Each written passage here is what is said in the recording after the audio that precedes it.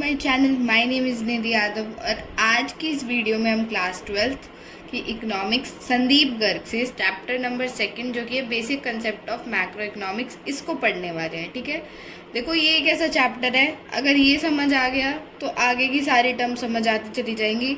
यही कन्फ्यूज़न छोड़ दी तो ये वाली यूनिट तो समझ आने से रही, जो ये वाली यूनिट है फर्स्ट वाली यूनिट शायद, जो कि है some basic concept of macro economics.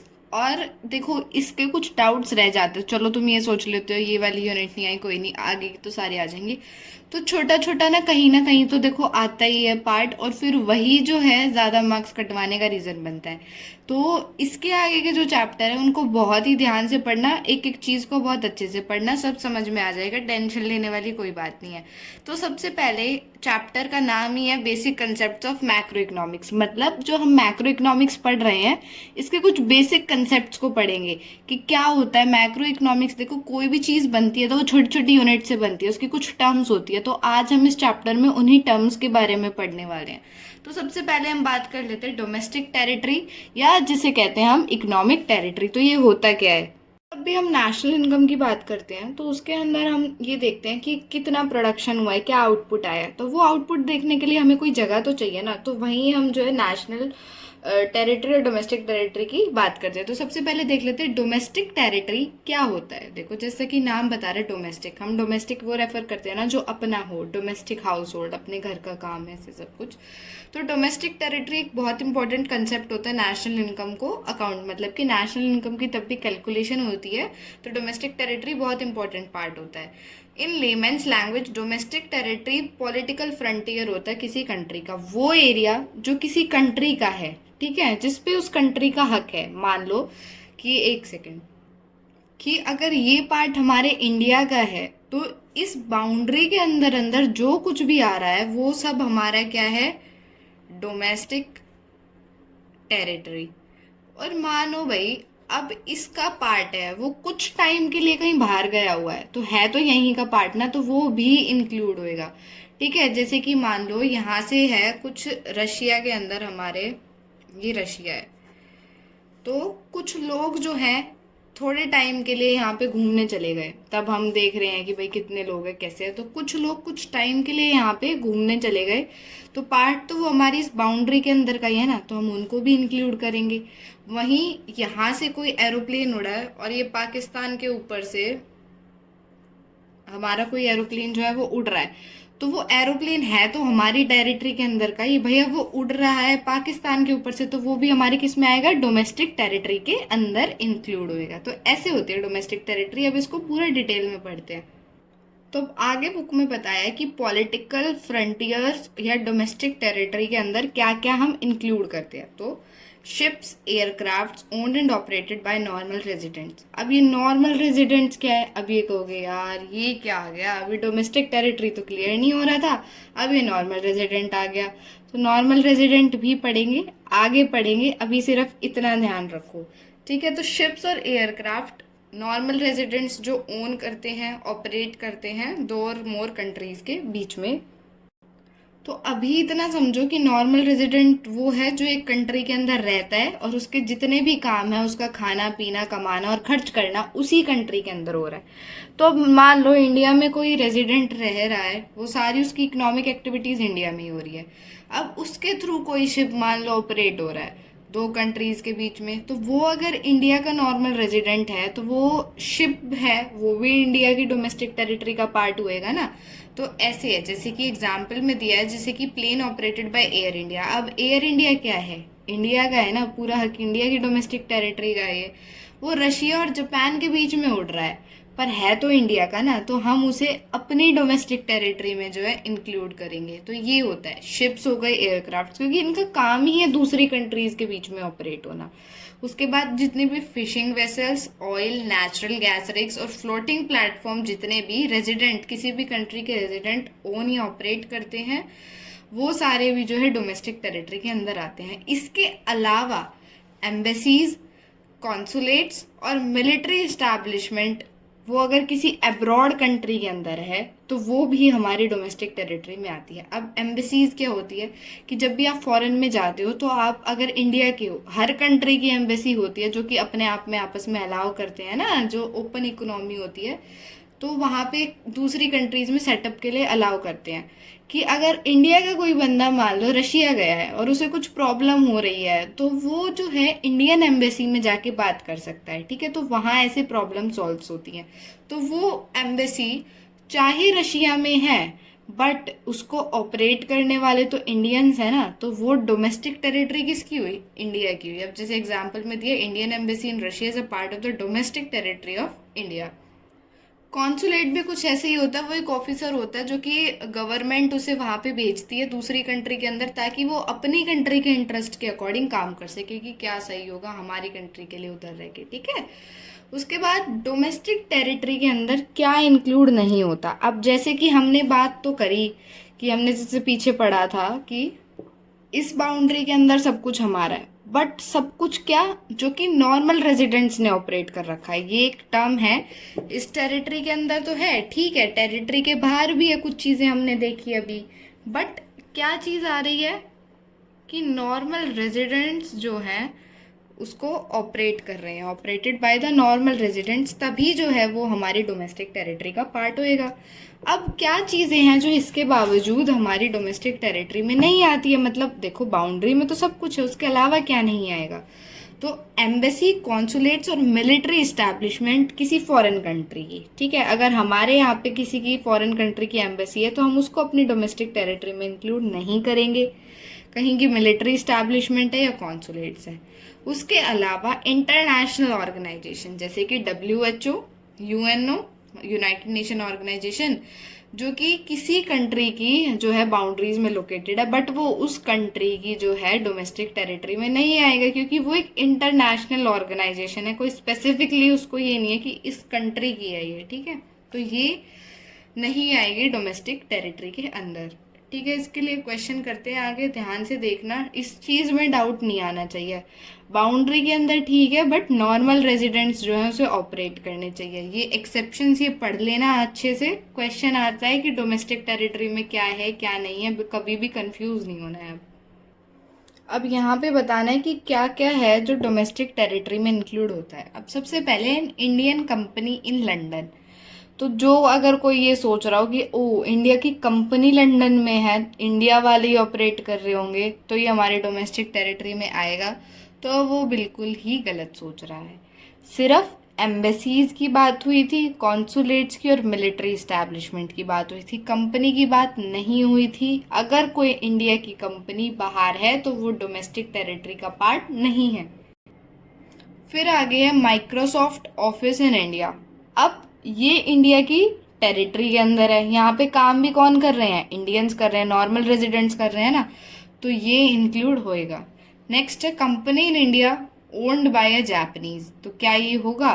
तो देखो, कंपनी है, जापानीज ने ओन कर रखी है, बट है तो हमारी टेरिटरी के अंदर ना, ओनर ही तो जापानीज है।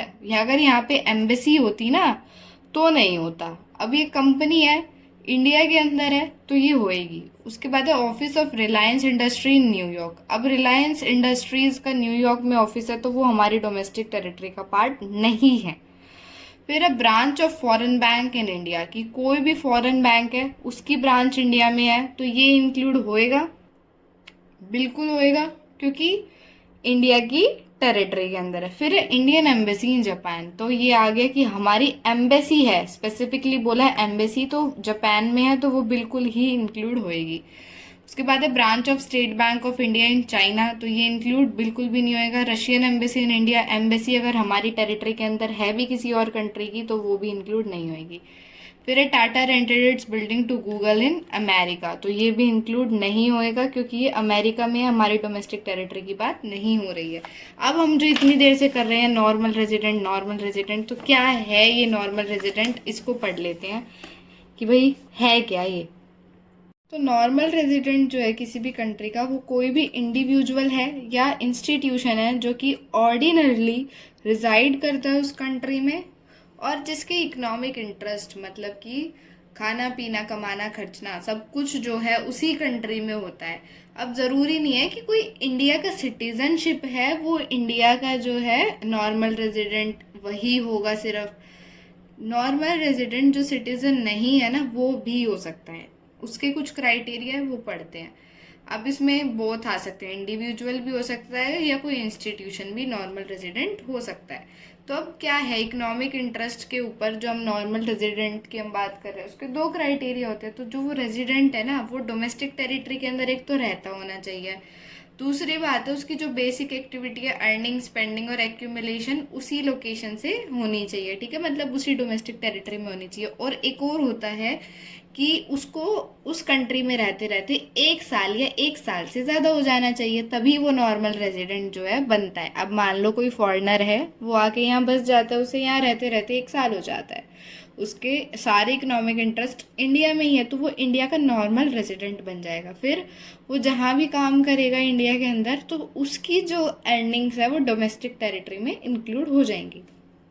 अब नॉर्मल रेजिडेंट्स के अंदर क्या क्या नहीं आता है, फॉरेन टूरिस्ट और विजिटर्स, ये सब जो है नॉर्मल रेजिडेंट के अंदर नहीं आते कि कोई टूरिस्ट आ रहा है विजिटर आ रहा है, क्यों, क्योंकि ये 1 साल से कम के लिए रहते हैं तो ये नहीं आते। साथ ही साथ में foreign staff of embassies, official, diplomats और members of the armed forces, ये हमने पढ़ा ना, एम्बेसी नहीं आती, तो एम्बेसी में नहीं आती तो अगर एम्बेसी के अंदर कोई फॉरेन स्टाफ है तो वो भी नहीं आता।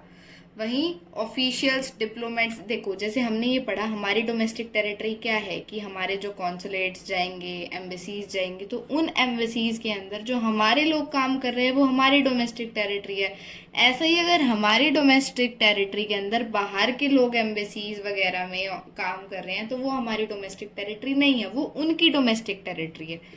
अब जो इंटरनेशनल ऑर्गेनाइजेशन हमने पढ़ा ना, एक इंस्टीट्यूशन भी नॉर्मल रेजिडेंट है, तो ये नहीं होता, ये एक इंटरनेशनल एरिया के जो है रेजिडेंट्स होते हैं, इनको किसी भी कंट्री के उसमें इंक्लूड जो है नहीं किया जाता।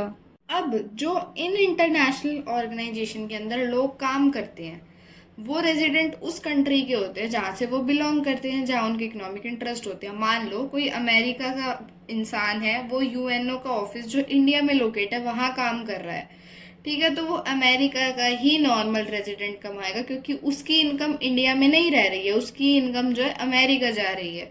तो ऐसे होते हैं ये। पर अगर वो एम्प्लॉय जो है 1 साल से ज़्यादा यही इंडिया में रह के काम कर रहा है तो उसका खर्चा खाना पीना सब कुछ इंडिया में ही होगा, तो वो नॉर्मल रेजिडेंट बन जाएगा इंडिया का। ओके, फिर उसके बाद क्रू मेंबर हो गए फॉरेन वेसल्स के, कमर्शियल, ट्रैवल या सीजनल वर्कर्स जो कभी कभी आते हैं 1 साल से कम रहते हैं तो वो भी इंक्लूड नहीं होते। बॉर्डर वर्कर्स जो होते हैं वो नॉर्मल रेजिडेंट होते हैं जहाँ पे वो रहते हैं, ना कि जहाँ वो काम कर रहे हैं। बॉर्डर वर्कर्स की बात हो रही है यहाँ पे स्पेशली। अब डाउट्स को क्लियर करने के लिए क्वेश्चन कर लेते हैं। अब इंडियन ऑफिशियल जो कि इंडियन एम्बेसी है यूएस के अंदर उसमें काम कर रहे हैं तो क्या वो नॉर्मल रेजिडेंट है? हाँ है, इंडिया का ऑफिशियल है, साथ ही साथ में इंडियन एम्बेसी में काम कर रहा है तो वो नॉर्मल रेजिडेंट ही हुआ ना। उसके बाद एक जापानीज का टूरिस्ट है जो कि इंडिया में 2 महीने के लिए है, 1 साल से कम रह रहा है तो ये नहीं है। उसके बाद है इंडिया वाले जो है पाकिस्तान जा रहे हैं तो 1 साल से कम के लिए जा रहे हैं तो ये भी नॉर्मल रेजिडेंट्स जो है इंडिया के होंगे, ये मतलब वहाँ के, पाकिस्तान के इनको नॉर्मल रेजिडेंट मत बना देना। फिर है Indians working in the UNO office located in America for less than 1 year, तो इंडियन के जो है लोग हैं वो यूएन के ऑफिस में जो कि अमेरिका है 1 साल से कम है, अगर 1 साल से ज़्यादा हो जाएगा ना तो वो अमेरिका के नॉर्मल रेजिडेंट बन जाएंगे, बट फिलहाल वो कहाँ के नॉर्मल रेजिडेंट हैं? इंडिया के।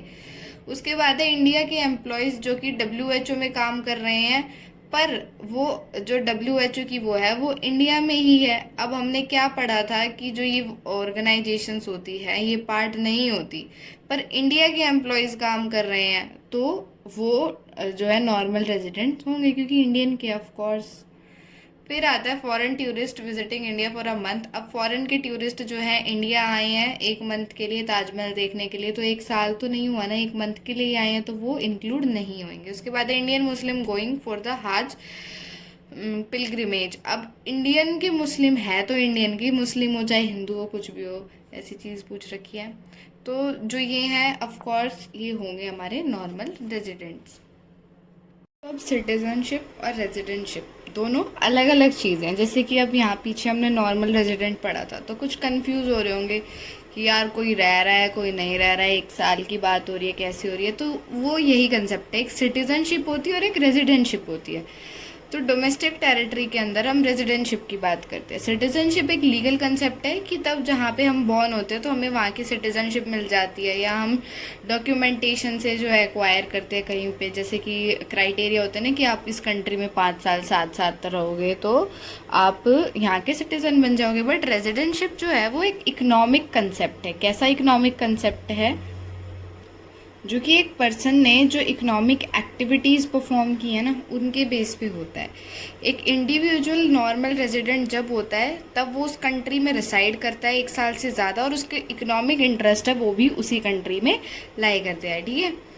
उसके बाद जो है आगे फैक्टर इनकम और ट्रांसफ़र इनकम की बात कर लेते हैं। तो इनकम जो कि कमाई गई है। अब फैक्टर इनकम तो वो होती है तब हम कोई फैक्टर ऑफ सर्विस को रेंडर करते हैं, मतलब हम कुछ काम करते हैं या हम कोई भी सर्विस प्रोवाइड करते हैं ना, तब इनकम जो मिलती है वो होती है हमारी फैक्टर इनकम। तो फैक्टर इनकम जो होती है ना वो एक बायलैटरल इनकम होती है, मतलब 2 साइड से जो है वो जनरेट होती है। फैक्टर इनकम जो है किसी भी नॉर्मल रेजिडेंट की, नॉर्मल रेजिडेंट वही जिसके इकोनॉमिक इंटरेस्ट वहाँ लाई कर रहे हो, वो हम नेशनल इनकम में इंक्लूड करते हैं। ये नहीं है सबकी ही करते हैं। और ये 2 साइड की कैसे है कि हमने यहाँ सर्विस दी, अब उस सर्विस के बदले अगले वाले ने हमें पेमेंट दी। जैसे हमने फर्म और हाउस होल्ड का पढ़ा था ना, कि जो हाउस होल्ड है वो फैक्टर सर्विसेज दे रहे हैं लैंड लेबर कैपिटल एंटरप्रेन्योर की, और बदले में फैक्टर पेमेंट ले रहे हैं, ठीक है, इंटरेस्ट वेजेस ये सब कुछ। तो ये इसका कंसेप्ट है। ये देखो एक चीज़ लिखी है कि it should be noted that factor income और फैक्टर पेमेंट जो है 2 sides of the same coin. इसका मतलब क्या है? अब देखो, जो लोग जो है अपनी सर्विसेज देते हैं वो उसके बदले में पेमेंट लेंगे, तो उनके लिए वो क्या है? उनके लिए वो फैक्टर इनकम है। और जो पे करता है उसके लिए वो क्या हो गया? फैक्टर पेमेंट हो गई। तो जो रिसीव करता है उसके लिए फैक्टर इनकम है, उसकी इनकम आ रही है, और जो पे करता है उसके लिए फैक्टर पेमेंट है, पर पैसा तो वो सेम ही है ना, ठीक है। तो फैक्टर ऑफ प्रोडक्शन ये हमने पढ़ लिए थे पहले से ही कि कौन से होते हैं और इनके बदले में जो है कैसी पेमेंट्स दी जाती हैं, ठीक है। आगे है ट्रांसफ़र इनकम। अब फैक्टर इनकम तो हो गई जो कुछ काम करने के बदले में दी जाती है, ठीक है, मतलब बोथ साइड से होती है, बायलेटरल होती है, 2 साइडेड होती है। अब फैक्टर इनकम जो होती है ना, एक ऐसी इनकम जो बिना किसी सर्विस को रेंडर किए जो हमें रिसीव होती है, मतलब हम कोई सर्विस प्रोवाइड नहीं कर रहे हैं, फ्री फंड में मिल रही है, ठीक है। यूनिलेटरल कंसेप्ट है, मतलब एक ही साइड से होती है। वो क्या हो गया? अब तुम्हारा बर्थडे है, कोई तुम्हें गिफ्ट दे के गया, पैसे दे के गया, तो वो तुम्हारी ट्रांसफ़र इनकम है। तुमने कुछ काम नहीं किया उनके लिए, कुछ सर्विस नहीं दी है, वो तुम्हें अपनी मर्ज़ी से कुछ दे के गए हैं। ऐसी मैरिज में जो गिफ्ट आते हैं, रिश्तेदार घर पे आते हैं, वो पैसे दे के जाते हैं, तो ये सब ट्रांसफ़र इनकम का पार्ट है। नाम से समझा करो ट्रांसफ़र, मतलब ट्रांसफ़र हो रहा है, तो ये सब कुछ, ठीक है। और इसको हम नेशनल इनकम को जब काउंट करते हैं तब इंक्लूड नहीं करते हैं, क्योंकि कोई भी गुड्स की प्रोडक्शन नहीं हो रही होती है, ना ही कोई सर्विस यहाँ पे प्रोड्यूस हो रही होती है, ठीक है। ये डोमेस्टिक टेरिटरी में भी रिसीव, हमने डोमेस्टिक टेरिटरी पढ़ी ना अच्छे से क्या होती है, तो ये हमें डोमेस्टिक टेरिटरी में रिसीव हो सकती है, और हो सकता है अब्रॉड से भी आई हो। अब हमारा कोई रिलेटिव है, कोई फ्रेंड है, अब्रॉड रह रहा है, तो ये थोड़ी हम उसको गिफ्ट वगैरह बिल्कुल भेजेंगे, भाई लोग भेजते भी हैं, ठीक है। तो क्या एग्जांपल्स हो गए? ओल्ड एज पेंशन जो कि एक यूनिलेटरल ट्रांसफ़र है, गवर्नमेंट देती है। कोई ऐसा नहीं है कि बुजुर्ग लोग गवर्नमेंट के लिए उस टाइम कुछ काम कर रहे हैं इसलिए उन्हें पैसे मिल रहे हैं। साथ ही साथ में स्कॉलरशिप्स हो गई, अनएम्प्लॉयमेंट की अलाउंस हो गई, पॉकेट मनी, तो ये सब कुछ। और साथ ही साथ में जो टैक्स है वो टैक्स गवर्नमेंट की ट्रांसफ़र इनकम होती है, क्योंकि उस टाइम गवर्नमेंट जो लोगों से पैसे लेता है ना, उसके बदले में गवर्नमेंट कोई सर्विस प्रोवाइड उस टाइम नहीं कर रही होती। हालांकि ये होता है उस टैक्स में से हमारा ही वेलफेयर होता है कुछ ना कुछ कहीं पे, बट डायरेक्टली कुछ ऐसा नहीं हो रहा होता। तो टैक्स जो है वो गवर्नमेंट की क्या है? Transfer income. अब एक ये छोटा सा कंसेप्ट है, इसको समझो कि जो हमने ट्रांसफ़र इनकम पढ़ी ना, ये 2 तरह की होती है, करंट ट्रांसफ़र और साथ ही साथ में कैपिटल ट्रांसफ़र। अब ये करंट और कैपिटल वाला है ना, चैप्टर 10 गवर्नमेंट बजट पढ़ोगे ना, तब वहाँ पे मैं इसको रिलेट कराऊंगी इससे, ताकि बहुत अच्छे से समझ जाएगा। ये अभी शायद इतना ना क्लियर हो। तो जो करंट ट्रांसफ़र होती हैं वो इनकम से बनती है, जो कि कंजप्शन पर्पस के लिए होती है, मतलब आप पे करते हो साथ ही साथ में आप जो है कोई भी चीज़ कंज्यूम करते हो। वहीं कैपिटल ट्रांसफ़र आप जब भी करते हो ना, तो आप कुछ ना कुछ जो है अपनी कैपिटल फॉर्मेशन कर रहे होते हो, ये फ़र्क होता है। अब जैसे करंट ट्रांसफ़र है तो ओल्ड एज पेंशन, मतलब रेगुलरली ये खर्च होता ही रहता है गवर्नमेंट का, और कंजप्शन मतलब कंज्यूम हो रहा है। और कैपिटल ट्रांसफ़र हो गया जैसे capital gain tax, war damages etcetera, ये कभी कभी होते हैं, ज़रूरी नहीं होता कि ये हमेशा ही होते रहे। अभी डिफरेंस है फैक्टर इनकम और ट्रांसफ़र इनकम के बीच में, कि फैक्टर इनकम जो है कि कोई भी सर्विस रेंडर करने पे दी जाती है, ये जो है बिना कोई प्रोडक्टिव सर्विस के भी रिसीव हो जाती है। फैक्टर इनकम नेशनल इनकम में इंक्लूड होती है, क्योंकि गुड्स और सर्विसेज किसी न किसी चीज़ का तो प्रोडक्शन होता है, या तो सर्विस का या गुड्स का। यहाँ पे जो है नेशनल इनकम में इंक्लूड नहीं होती है। अब जो है ये एक अर्निंग कंसेप्ट है, कमाते हो आप तब आपके पास ये पैसा आता है। वहीं एक रिसीट कंसेप्ट है, मतलब बिना कुछ करे ही आपके पास पैसा आया जा रहा है। इसमें जो है लेने वाले रिसिप्टेंट कौन होते हैं? फैक्टर्स ऑफ प्रोडक्शन, जिन्होंने अपनी सर्विस दी है, ये कौन होते हैं? कोई भी हाउस होल्ड हो सकता है, गवर्नमेंट हो सकता है। हाउस होल्ड में कौन आ गया? आपके सारे फैमिली फ्रेंड, जो कुछ भी आप रेफर करो, और इसमें आ गया गवर्नमेंट। एग्जाम्पल्स है रेंट। रेंट किसके बदले में मिलती है? तब हम अपना कोई लैंड वगैरह देते हैं। वेजेस हमारी लेबर के बदले में मिलती है। इंटरेस्ट कैपिटल के बदले में। और प्रॉफिट किसको मिलता है? एंटरप्रेन्योरशिप जो करता है उसको मिलता है। यहाँ old age pension, scholarship, unemployment allowances, ये सब कुछ बिना कुछ करे मिलती है। अब आगे जो है एक इम्पॉर्टेंट कंसेप्ट है फाइनल गुड्स और इंटरमीडिएट गुड्स। ठीक है, इसको बहुत ध्यान से पढ़ना। पहले जो है एक हल्का सा फ्लो चार्ट बता देती हूँ। अब देखो, गुड्स दो तरह के होते हैं, या तो वो फाइनल गुड्स होते हैं या इंटरमीडिएट गुड्स होते हैं। फाइनल गुड्स कौन से होते हैं? जिन गुड्स को आप ले रहे हो तो आप उसका यूज़ ही कर रहे हो, चाहे तो आप उसको कंज्यूम करने के लिए यूज़ कर रहे हो, चाहे आप उससे फर्दर प्रोडक्शन के लिए यूज़ कर रहे हो। ठीक है, जैसे कि मान लो हमने ली एक सिलाई मशीन, तो अगर किसी कंज्यूमर ने, किसी हाउस होल्ड ने उसको लिया, तो वो अपने घर में उसको कंज्यूम करने के लिए। बट वहीं अगर एक प्रोड्यूसर उसको ख़रीदता है, तो वो क्या करेगा? उस सिलाई मशीन से फर्दर प्रोडक्शन करेगा, क्लोथ्स बेचने के लिए करेगा, प्रोड्यूस करेगा ना।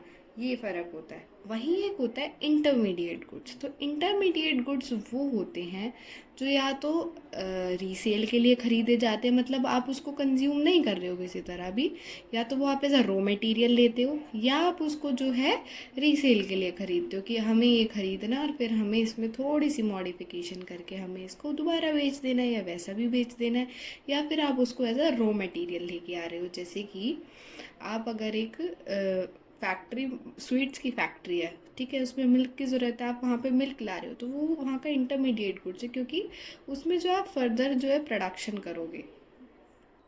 तो अब हम फाइनल गुड्स और इंटरमीडिएट गुड्स को पहले जो है अलग अलग पढ़ेंगे, फिर हम फाइनल गुड्स के जो है दोनों पार्ट पढ़ेंगे। ठीक है, तो फाइनल गुड्स वो गुड्स होते हैं जो कि या तो कंजप्शन के लिए होते हैं या इन्वेस्टमेंट के लिए होते हैं। ठीक है, या तो फर्दर प्रोडक्शन के लिए होते हैं या फिर कंज्यूम करने के लिए होते हैं। तो फाइनल गुड्स में क्या आता है? गुड्स जो कि कंज्यूमर हाउस होल्ड करते हैं अपनी फाइनल कंजप्शन के लिए। जैसे उन्होंने मिल्क को ख़रीदा, अब हम जैसे हैं, हम लोग मिल्क को ख़रीदेंगे तो हम कंजप्शन के लिए ही तो ख़रीदेंगे ना, फिर चाहे हम उसमें घर कुछ भी करें, तो हम ये थोड़ी है कि उसका कुछ बना के और बेचेंगे, है ना। फिर उसके बाद जो है goods produced by firm. Firm किस लिए गुड्स प्रोड्यूस करती है? या तो वो कैपिटल फॉर्मेशन के लिए करती है, या फिर वो क्या करती है? फर्दर इन्वेस्टमेंट के लिए करती है। जैसे कि कोई मशीनरी परचेज की एक फर्म ने, तो उससे वो क्या करेगी? या तो कैपिटल फॉर्मेशन और इन्वेस्टमेंट ही तो करेगी। अब फाइनल गुड्स जो हैं उन्हें ना तो दोबारा बेचा जाता है, ना उनमें कोई फर्दर ट्रांसफॉर्मेशन की जाती है कि मशीनरी ख़रीद ली, इसमें कुछ ट्रांसफॉर्मेशन करके दोबारा बेच देंगे, नहीं। अब बात आती है इंटरमीडिएट गुड्स की। तो इंटरमीडिएट गुड्स वो गुड्स होते हैं जो या तो रीसेल के लिए होते हैं या फर्दर प्रोडक्शन के लिए होते हैं सेम ईयर के अंदर। ठीक है, तो इंटरमीडिएट गुड्स के अंदर आता है गुड्स जो कि हमने रीसेल के लिए, जैसे कि एक डेयरी शॉप है, उसने मिल्क ख़रीदा है, तो वो डेयरी शॉप वाला तो उसको बेचेगा ही ना, इसलिए। फिर जो है फर्दर प्रोडक्शन के लिए, जैसे कि स्वीट्स मेकिंग इंडस्ट्री है, उसने ख़रीदा है मिल्क, तो अभी तो उन्होंने मिल्क अपना एज अ रॉ मटेरियल ख़रीदा है ना, उसमें वो फर्दर प्रोडक्शन करेंगे तब उसको बेचेंगे। अब पढ़ लेते हैं इंटरमीडिएट गुड्स के बारे में। तो इंटरमीडिएट गुड्स वो गुड्स होते हैं जो या तो रीसेल के लिए यूज़ होते हैं या फर्दर प्रोडक्शन के लिए सेम ही ईयर के अंदर। अगर कोई गुड है जो सेम ईयर के अंदर, मतलब मान लो 2024 के अंदर कोई गुड है और उसको हम ऐसे इंटरमीडिएट गुड लेके आए हैं, बट वो 2024 के अंदर यूज़ नहीं हुआ, तो वो जो गुड है वो एक फाइनल गुड बन जाएगा, वो इंटरमीडिएट गुड नहीं रहेगा, ठीक है। तो अब इंटरमीडिएट गुड्स जो हैं उसके अंदर दो चीज़ें आती हैं। ऐसे गुड्स या तो जो रीसेल के लिए, जिनको हमने ख़रीदा है ताकि हम उनको दोबारा बेच सकें, ठीक है। कि एक डेयरी की शॉप है, वो अलग अलग जगह से मिल्क परचेज़ करती है और फिर फर्दर उस मिल्क को सेल ही करती है ना। तो डेयरी शॉप के लिए जो मिल्क है वो रीसेल के लिए, मतलब उसके लिए वो एक इंटरमीडिएट गुड है। वहीं फर्दर प्रोडक्शन के लिए कि एक स्वीट मेकिंग फैक्ट्री है, कुछ भी है, तो वहाँ पे मिल्क को ख़रीदा जाता है। पर वो किस लिए करते हैं कि मिल्क में थोड़ी सी प्रोसेसिंग करेंगे और फिर उसको बेच दिया जाएगा, ठीक है। तो वो एज अ रॉ मटेरियल उसको यूज़ करें, तो या तो रीसेल के लिए या एज अ रॉ मटेरियल, मतलब फर्दर प्रोडक्शन के लिए जो गुड्स यूज़ होते हैं उन्हें हम कहते हैं इंटरमीडिएट गुड्स, ठीक है। फिर उसके बाद इंटरमीडिएट गुड्स के बारे में कुछ इंपॉर्टेंट पॉइंट है। क्या है कि इंटरमीडिएट गुड वो गुड्स होते हैं जो कि प्रोडक्शन बाउंड्री के अंदर रहते हैं। अभी प्रोडक्शन बाउंड्री क्या है ये हम नेक्स्ट टॉपिक में पढ़ेंगे अच्छे से कि प्रोडक्शन बाउंड्री क्या है, ठीक है। तो अब ऐसा है कि जो परचेजेस एक प्रोडक्शन यूनिट ने दूसरी प्रोडक्शन यूनिट से किए, ज़रूरी नहीं है कि वो सारी की सारी जो परचेजेस है वो इंटरमीडिएट गुड्स है। जैसे कि हमने मान लो बिल्डिंग परचेज़ की है या मशीनरी परचेज़ की है, वो इंटरमीडिएट परचेज़ नहीं है क्योंकि ये रीसेल के लिए नहीं है। वहाँ पे अगर मान लो कोई बिल्डिंग है तो बिल्डिंग के अंदर जो है काम होएगा तो वो यूज़ हो रही है, तो वो कोई इंटरमीडिएट परचेज़ नहीं है। उनको हम फाइनल प्रोडक्ट्स बोलते हैं क्योंकि वो एक फाइनल गुड है, क्योंकि इन्वेस्टमेंट पर्पस है। वहाँ पे हम अपनी और प्रोडक्शन में जो फर्दर इंक्रीज लाएंगे, अच्छी मशीनरी लिए, तो ना तो हम मशीनरी को बेच रहे हैं और मशीनरी को हम किस लिए यूज़ कर रहे हैं, हम मशीनरी से अपनी प्रोडक्शन को बढ़ाने के लिए यूज़ कर रहे हैं, इसलिए वो सब कुछ हमारा क्या हो जाएगा, फाइनल गुड्स हो जाएगा। अब जैसे कि हमने पढ़ा था जो फाइनल गुड्स होते हैं उनकी डायरेक्ट डिमांड होती है, बट जो इंटरमीडिएट गुड्स होते हैं हमारे, उनकी डेराइव डिमांड होती है, ठीक है। मतलब कि उनकी डिमांड डिपेंड करती है फाइनल गुड्स पे, ठीक है। अब इंटरमीडिएट गुड्स वो होते हैं जिनमें कुछ ना कुछ वैल्यू ऐड करनी रह जाती है, उनको आप ऐसे ही नहीं बेच सकते। अब जैसे इंटरमीडिएट गुड, आप कोई रॉ मटेरियल लेके आए हो, आप एक नोटबुक मेकिंग इंडस्ट्री में और आप वहाँ पे पेपर लेके आए हो, तो पेपर के अंदर वैल्यू ऐड होनी है, आपको उसको पेपर को कंपाइल करके नोटबुक में जो है कन्वर्ट करना है, तो वहाँ पे वो इंटरमीडिएट गुड्स है, ठीक है। तो उसके अंदर अभी वैल्यू ऐड होनी है। ऐसे ही जो शुगर परचेज की है एक स्वीट शॉप ने, वो एक इंटरमीडिएट गुड है क्योंकि उस शुगर के अंदर वैल्यू ऐड होगी। क्या वैल्यू होगी, उसको शुगर में डाला जाएगा, तो जो स्वीट बनेगी वो एक अलग से एक फाइनल प्रोडक्ट बनेगा जिसको हम सेल करेंगे। अब देखो जो ड्यूरेबल गुड्स जैसे कि ट्रक, एयरक्राफ्ट, व्हीकल्स एट्सेट्रा, जो कि गवर्नमेंट परचेज करती है ना मिलिट्री पर्पस के लिए, वो इंटरमीडिएट गुड्स की कैटेगरी में जो है आते हैं, वो फाइनल गुड्स नहीं है। क्यों नहीं है, क्योंकि इनकी वजह से हम डिफेंस की सर्विसेज को प्रोड्यूस कर रहे हैं, हम इन्हें मार्केट में नहीं बेच रहे हैं और ना ही हमारे इन्वेस्टमेंट के लिए, इनसे हम डिफेंस की सर्विसेज को प्रोड्यूस कर रहे हैं। तो ये एक इंटरमीडिएट गुड्स में आता है जो मिलिट्री पर्पस के लिए गवर्नमेंट परचेज करती है। अब जो वैल्यू होती है किसी भी इंटरमीडिएट गुड की, वो हमेशा मर्ज की जाती है फाइनल गुड से। अब तो हम पहले प्रोडक्शन बाउंड्री के बारे में पढ़ लेते हैं। तो प्रोडक्शन बाउंड्री का जो कंसेप्ट है ये बहुत ही सिग्निफिकेंट है। क्यों सिग्निफिकेंट है, ताकि कोई भी गुड है उसकी काउंटिंग, जो प्राइस की काउंटिंग है वो दोबारा ना हो जाए। डबल काउंटिंग से बचने के लिए किसका यूज़ किया जाता है, प्रोडक्शन बाउंड्री के बाहर के जो गुड्स होते हैं, ठीक है। तो इसके अंदर सिर्फ फाइनल गुड्स की वैल्यू काउंट होती है, बार बार हम इंटरमीडिएट गुड की वैल्यू को काउंट नहीं करते हैं। अब ये प्रोडक्शन बाउंड्री एक्चुअली में है क्या, ये वो है तब तक गुड जो है बिल्कुल फाइनल गुड के लिए रेडी नहीं हो जाता ना, कि हाँ भाई अब ये गुड बिल्कुल रेडी है कि कंज्यूमर इसको कंज्यूम कर सकता है, या एज अ कैपिटल गुड जो कुछ भी है ये बिल्कुल रेडी है, तब तक ऐसा नहीं हो जाता है। तब तक एक बाउंड्री होती है जहाँ पे इसकी पूरी प्रोसेसिंग चलती है, एक फर्म ने दूसरी से लिया या जो कुछ भी है सब कुछ इसके अंदर चलता है, तो वो होती है प्रोडक्शन बाउंड्री। इसका फ़ायदा क्या होता है कि डबल काउंटिंग नहीं होती, किसी भी इंटरमीडिएट गुड की दो बार काउंटिंग जो है वो नहीं होती है, ठीक है। अब जैसे फार्मर है, उसने कॉटन को प्रोड्यूस किया 2000 की, सेल कर दिया बी को, बी ने उसको थ्रेड बनाया और 3,000 में सेल कर दिया सी को। अब सी ने प्रोड्यूस किया क्लॉथ जिसकी वैल्यू है 4,500 और उसको सेल कर दिया कंज्यूमर को, तो अब ये फाइनल गुड था। अब मान लो 2,000 ये ले, 3,000 ये ले, 4,500 ये ले, तो ऐसे करके भाई कंज्यूमर तो लॉस में चला जाएगा। क्यों? क्योंकि इंटरमीडिएट वैल्यू जो है प्लस होती चली जाएगी। तो ये प्रोडक्शन बाउंड्री का फ़ायदा होता है। अब लास्ट में जब गुड कंज्यूम करने के लायक हो गया तो उसको कंज्यूमर तक पहुंचा दिया गया। ओके, अब क्वेश्चन ये आ सकता है हमें कैसे पता चलेगा गुड इंटरमीडिएट गुड है या फाइनल गुड है? तो वो पता चलेगा उसके नेचर ऑफ यूज़ के ऊपर कि गुड यूज़ किस लिए किया जा रहा है। अगर वो एज अ रॉ मटेरियल या रीसेल के लिए यूज़ किया जा रहा है तो वो क्या है, इंटरमीडिएट गुड है। बट अगर कंजप्शन के लिए या इन्वेस्टमेंट के लिए यूज़ हो रहा है तो वो गुड क्या है, वो एक फाइनल गुड है। ओके, तो किसी भी गुड का एंड यूज ये डिटरमाइन करते हैं कि जैसे मान लो मिल्क है, मिल्क मैं दुकान से लेके आई, मुझे कंज्यूम करना है। ओके, तो वो मेरे लिए क्या है, एक फाइनल गुड हो गया क्योंकि मुझे वो कंज्यूम करना है। वहीं पे अगर वही मिल्क एक डेयरी शॉप वाला लेके जाता है, उसको तो फर्दर रीसेल करनी है, तो उसके लिए वो एक इंटरमीडिएट गुड हो गया। अब हम सब जैसे कि ये पढ़ रहे हैं, ये हम सब नेशनल इनकम अकाउंटिंग के लिए पढ़ रहे हैं। ये हमारे कुछ कंसेप्ट है जो हमें नेशनल इनकम में आगे काम आएंगे। तो इन सब का एक ही मतलब है, पूरा अच्छे से बताऊं तो, कि ये सिर्फ नेशनल इनकम में इतना है कि तब आपको नेशनल इनकम के क्वेश्चन दिए जाएंगे तो उसमें क्वेश्चन के अंदर अगर कहीं भी ऐसे इंटरमीडिएट गुड है कि गुड कोई रीसेल के लिए है या फिर रॉ मटेरियल के लिए, तो उस वैल्यू को हम उस टाइम अकाउंट करते टाइम काउंट नहीं करेंगे। हम सिर्फ फाइनल गुड की वैल्यू को नेशनल इनकम की काउंटिंग में जो है नेशनल इनकम को तब कैलकुलेट करते हैं, तब सिर्फ और सिर्फ फाइनल गुड की वैल्यू को हम काउंट करेंगे। ओके, अभी मैंने बता ही दिया कि सेम ईयर में जो यूज़ होते हैं उनको इंटरमीडिएट गुड बोला जाता है। अगर आपने इंटरमीडिएट गुड के पर्पस से उसे लिया था और सेम ईयर में यूज़ नहीं किया है तो वो एक फाइनल गुड बन जाता है।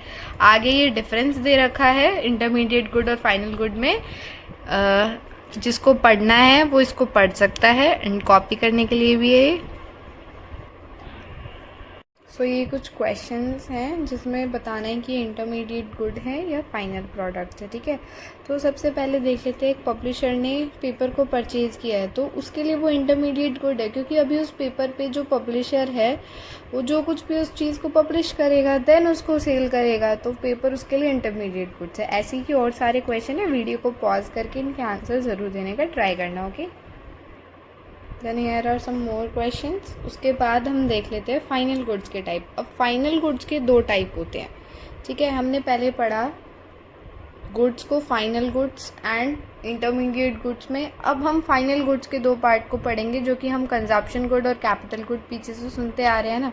तो सबसे पहले पढ़ लेते हैं कंजप्शन गुड। तो कंजप्शन गुड्स वो गुड्स होते हैं जो डायरेक्टली कंज्यूमर जो है कंज्यूम करने के लिए लेता है और उनकी वांट्स को डायरेक्टली सेटिस्फाई करते हैं। ठीक है, तो जो कंज्यूमर गुड्स हैं या कंजप्शन गुड्स हैं वो चार टाइप के होते हैं। सबसे पहले आता है ड्यूरेबल गुड्स। ड्यूरेबल गुड्स वो होते हैं जिनको हम दोबारा एक लंबे पीरियड ऑफ टाइम के लिए यूज़ कर सकते हैं, जैसे कि हमारा टेलीविज़न, रेफ्रिजरेटर और बहुत सारी ऐसी चीज़ें होती हैं। ठीक है, जो ड्यूरेबल होती हैं। As a word this word suggest durable. तो ऐसे ही ड्यूरेबल गुड्स वो होते हैं जिनको हम बहुत लंबे टाइम तक यूज़ कर सकते हैं। उसके बाद आता है सेमी ड्यूरेबल गुड्स। तो सेमी ड्यूरेबल गुड्स वो होते हैं जिनको सिर्फ एक लिमिटेड पीरियड ऑफ टाइम के लिए, अब सेमी आ गया ना तो मतलब लिमिटेड पीरियड ऑफ टाइम के लिए है, और हम ये भी कह सकते हैं कि इनका लाइफ स्पैन जो है कम से कम 1 साल तक रहता है या थोड़ा बहुत ज़्यादा ऊपर नीचे हो जाता है। जैसे कि अगर हम बात करें शूज़ हैं, ये सब कुछ है, तो लिमिटेड टाइम होता है। ऐसा नहीं है कि इनको आप बहुत ज़्यादा टाइम तक चला सकते हो, यूज़ करते हैं, ऐसे नहीं है रखी है चीज़। आई एम टॉकिंग अबाउट तब हम उसको यूज़ करते हैं तब।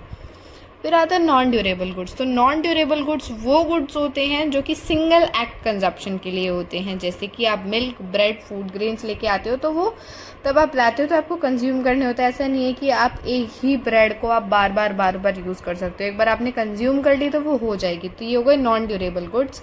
फिर आती हैं आपकी सर्विसेज जो कि आप प्रोवाइड करते हो सेटिस्फाई करने के लिए ह्यूमन वांट्स को। ओके, अब कैपिटल गुड्स हैं वो भी फाइनल गुड्स का पार्ट हैं, पर वो ऐसे फाइनल गुड्स हैं जो आगे प्रोडक्शन में हेल्प करते हैं, मतलब ये कि इन्वेस्टमेंट की तरह यूज़ हो रहे हैं। तो कुछ पॉइंट है कैपिटल गुड के बारे में, जैसे कि इनको हम यूज़ करते हैं फ्यूचर में प्रोडक्टिव पर्पस के लिए, क्योंकि इनका एक्सपेक्टेड लाइफ टाइम होता है सेवरल ईयर्स का, बहुत साल तक चलते हैं कैपिटल गुड्स ही होते हैं। ये अपनी आइडेंटिटी को लूज़ नहीं करते हैं प्रोडक्शन प्रोसेस में। अगर मशीन है तो वो अगर प्रोडक्शन कर रही है तो वो मशीन ही रहेगी। कहने का मतलब ये है कि इंटरमीडिएट गुड्स, अगर एक मिल्क है, मिल्क को हमने प्रोसेस किया बहुत सारे फूड आइटम्स के साथ और हमने स्वीट बना दी, तो वो स्वीट बन जाएगी, मिल्क की आइडेंटिटी वहाँ पे लूज़ हो जाती है। अब ये ऐसे फिक्स्ड एसेट्स है तो इनको रिपेयर भी चाहिए, रिप्लेसमेंट भी चाहिए, टाइम टू टाइम में ये डेप्रीशिएट हो जाते हैं। डेप्रीशिएट का मतलब होता है कि जो हमने गुड्स परचेज किए हैं, मतलब ऐसे फिक्स्ड एसेट्स जो हैं उनकी वैल्यू में कुछ ना कुछ टाइम के साथ डिक्लाइन आ जाना, तो वो डेप्रीशिएट हो जाते हैं। ठीक है, इनकी डेराइव डिमांड होती है, क्योंकि डिमांड जो है वो डेराइव्ड होती है अदर गुड्स की डिमांड से। कि अगर मान लो हमें एक क्लॉथ की इंडस्ट्री लगानी है, वहाँ पे हमें सिविंग मशीन की ज़रूरत है, तो वहाँ पे ये डिराइव डिमांड है कि हमें क्लॉथ्स की इंडस्ट्री लगानी है, इसलिए हम जो है सिलाई मशीन को लेके आ रहे हैं। उसके बाद जो कैपिटल गुड्स हैं वो ड्यूरेबल यूज़ कंज्यूमर गुड्स होते हैं हाउस होल्ड्स के लिए। ठीक है, अगर हम कहें कि एक रेफ्रिजरेटर है, उसको एक प्रोड्यूसर ने यूज़ किया किसी भी अपनी कन्फेक्शनरी शॉप वगैरह पे, तो वो एक कैपिटल गुड्स है, क्योंकि उसको प्रोड्यूसर ने यूज़ किया, वो वहाँ पे उसको इन्वेस्टमेंट की तरह यूज़ कर रहा है। और अगर वही रेफ्रिजरेटर घर में यूज़ होता है तो वो एक कंज्यूमर गुड्स है, क्योंकि हम लोग अगर अपने घर में रेफ्रिजरेटर को रख रहे हैं तो हम अपने कंजप्शन के लिए, हमारे घर का ही सामान आ रहा है, हमें उससे कोई प्रॉफिट थोड़ी हो रहा है। अब आगे एक बहुत इंपॉर्टेंट कंसेप्ट है जो कि है all producer goods are not capital goods. इस पर क्वेश्चन भी आता है कि एक्सप्लेन करो कि सारे प्रोड्यूसर गुड्स हैं वो कैपिटल गुड नहीं है, बट सारे कैपिटल गुड प्रोड्यूसर गुड, ऐसे करके मतलब कंफ्यूज करने के लिए क्वेश्चन आता है। तो देखो, प्रोड्यूसर गुड्स वो गुड्स होते हैं जो कि हम अदर गुड्स की प्रोडक्शन के लिए यूज़ करते हैं। ठीक है, जितने भी गुड्स हैं उसको प्रोड्यूसर यूज़ करेगा तो वो प्रोड्यूसर गुड्स हैं। ठीक है, पर प्रोड्यूसर के द्वारा सब कुछ ही यूज़ करे जाने वाला गुड कैपिटल गुड नहीं होता है, क्योंकि प्रोड्यूसर दो टाइप्स के गुड को यूज़ कर सकता है। वो सिंगल यूज़ प्रोड्यूसर गुड्स को यूज़ कर सकता है, जैसे कि रॉ मटेरियल। ठीक है, तो ये कैपिटल गुड्स नहीं है, ये इंटरमीडिएट। एक प्रोड्यूसर जो है उसके द्वारा जो कोई भी सामान यूज़ होता है उसको कहा जाता है प्रोड्यूसर गुड, चाहे वो इंटरमीडिएट गुड्स को कर रहा है यूज़, चाहे फाइनल गुड्स को, मतलब कैपिटल गुड्स को कर रहा है। ठीक है, बट जो कैपिटल गुड्स होते हैं वो सिर्फ एक प्रोड्यूसर ही यूज़ करता है, क्योंकि जो कंज्यूमर है वो तो कंज्यूमर गुड्स यूज़ करेगा। तो सारे कैपिटल गुड्स तो प्रोड्यूसर गुड्स होते हैं, बट सारे प्रोड्यूसर गुड्स कैपिटल गुड्स नहीं होते हैं। ओके, अब बात आती है कि कैसे क्लासिफाई किया जाए कंजप्शन गुड को और कैपिटल गुड को। तो जैसे हमने फाइनल गुड्स को और इंटरमीडिएट गुड्स को क्लासिफाई किया था, वैसे ही हम इनको करेंगे एंड यूज़ के ऊपर, कि अगर प्रोड्यूसर यूज़ कर रहा है तो वो कैपिटल गुड है, अगर कंज्यूमर यूज़ कर रहा है, हाउस होल्ड यूज़ कर रहा है, तो वो एक कंज्यूमर गुड है। देखो, ये डिफरेंशिएट दे रखा है और ये बता रखा है कैसे एंड यूज़ पे जो फाइनल गुड और इंटरमीडिएट गुड्स को डिस्ट्रीब्यूट कर रखा है। आगे जो है ग्रॉस इन्वेस्टमेंट, नेट इन्वेस्टमेंट और डेप्रिसिएशन जो है नेक्स्ट चैप्टर में पढ़ेंगे अच्छे से, क्योंकि वहाँ पे जो नेशनल इनकम के एग्रीगेट्स है ना, ये उनसे रिलेटेड है, तो वहाँ पे अच्छे से समझ आएगा। तो इस सारे को जो है मैं आगे समझाऊँगी बहुत डिटेल में। ठीक है, तो नेक्स्ट वीडियो में मिलते हैं। Take care and bye bye.